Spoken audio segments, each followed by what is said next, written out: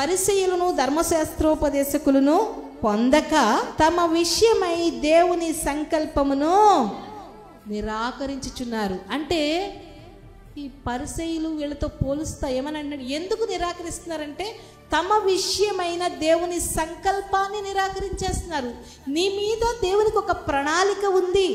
ఆ ప్రణాళిక యావత్తు నెరవేర్చబడాలి అని అంటే ఫస్ట్ ఆఫ్ ఆల్ నువ్వు బాప్తిసం పొందుకుని తీరాలి. ఆ తర్వాత చేద్దాంలే, బద్ధకం బద్ధకం బద్ధకం పీక్స్లోకి వెళ్ళిపోతుంది. పర్లేదు, తర్వాత తర్వాత తర్వాత ఎంత బద్ధకం అంటే మాట చెప్పనా, ఇద్దరు బద్ధకస్తులు పోటీ పెట్టారట. మొత్తం దేశం అంతా చాటింపేసి మంచి గొప్ప బద్ధకస్తులకి పెద్ద బహుమానం అన్నారు. ఇక బద్ధకస్తులందరూ వచ్చారు, పోటీ జరుగుతూ ఉంది. పోతులు సోమరి పోతులు, సోమరికి గురించి బైబిల్ రాసిన మాట ఏంటి, సోమరి చీమల దగ్గరికి వెళ్ళు, ఓకే నేర్చుకో. సోమరిని దేంతో వాడు అన్నం కలుపుతాడంట, కానీ తన చెయ్యి నోటి వరకు తీసుకెళ్ళటం కూడా బద్ధకమే. ఇక బద్ధకస్తులకు పోటీ పెట్టారు, ఇద్దరు టాప్లో నుంచున్నారు, టాప్లోకి వచ్చారు. ఇక ఆ సోమరి పోతులు అంతా అయిపోయింది, ఇద్దరు గెలిచారు. ఇద్దరిలో ఎంత పెడదన్నా సరే ఒక్కడు అసలు ఎవరు ఇదవట్లా, ఫైనల్ అవట్లా. ఇక వాళ్ళకి ఇసుకొచ్చి అన్నారంట, మీలో ఎవరో సోమరిపోతు చెప్పండి రా బాబు, మీకు ప్రైజ్ ఇచ్చేస్తాం, మీరు ఎవరు సోమరిపోతో చెప్పండి, బద్ధకస్తుడు వాడు చెయ్యొద్దండి మీకు గిఫ్ట్ ఇస్తామన్నాడట. ఒకడే చెయ్యొత్తాడట.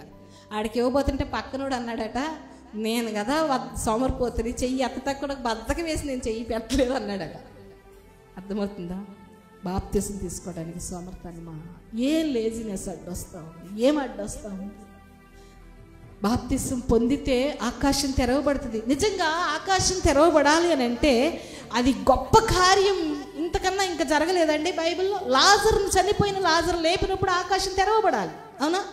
ఇంత గొప్ప కార్యం, నాకు కుమారుడా నీ యందు నేను ఆనందిస్తున్నాను, నువ్వు చనిపోయిన వ్యక్తిని లేవనెత్తావని, అవునా కదా? ఇంకా 5 రొట్టెలు 2 చేపలు అన్ని వేల మందికి పంచి 12 గంపలకు ఎత్తినప్పుడు ఇంత గొప్ప కార్యం, అబ్బా విస్తారంగా సేవ జరిగింది అని ఆకాశం తెరవబడాలి. అలాంటప్పుడు కుష్ఠరోగు నడిచినప్పుడు, గుడ్డివాడు మాట్లాడినప్పుడు, ఇంకా యాయూరు కుమార్తె బ్రతికినప్పుడు, ఇలాగా 38 సంవత్సరాల ఆ రోగి స్వస్థపరచబడినప్పుడు ఇన్ని కార్యాలు జరిగాయే. మంచంతో పాటే పక్షవాత రోగిని కిందికి దించినప్పుడు నడక లేదు, ఏమీ లేదు, పక్షవాయువుతో పడిపోయిన వ్యక్తి తిరిగి పరిగెత్తేటట్లుగా జరిగింది కదా.